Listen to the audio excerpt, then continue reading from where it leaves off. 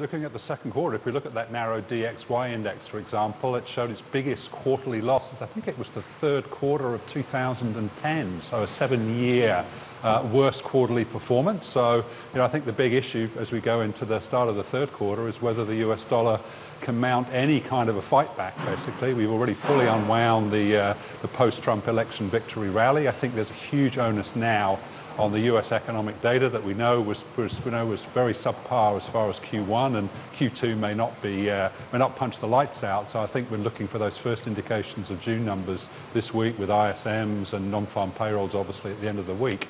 I think there's a lot of pressure on those numbers to deliver something that will allow the US dollar to at least find its feet. Otherwise it's onwards and downwards, I think, for the greenback. Oh dear.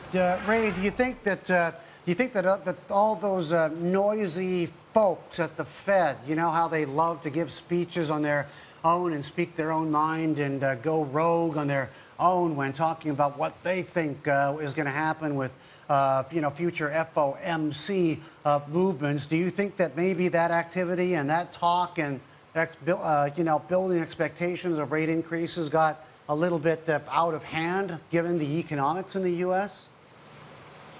Well, to some extent, yes, but I think the message, obviously, the Mavericks are, there's a small minority of them, I guess, led by James Bullard and Neil Kashkari, who are really making the case for the Fed not doing anything until the economic data clearly turns in that direction that would justify it. But I think the broader message coming out of the Fed is that we've had a significant easing in financial conditions in the first half of this year, brought on by dollar weakness, lower bond yields, and higher equity prices, and that is now creating concerns about future financial stability. So the narrative has actually shifted subtly in saying we don't necessarily need the data to come good to justify tightening. If we don't continue to press ahead with this gradual policy normalization course, then we could have bigger issues down the road, and obviously for that you read a potential much deeper equity market correction. So I think the narrative by and large is going to be on message, but if we did see some surprising downside numbers this week, particularly say another fall in average earnings on Friday,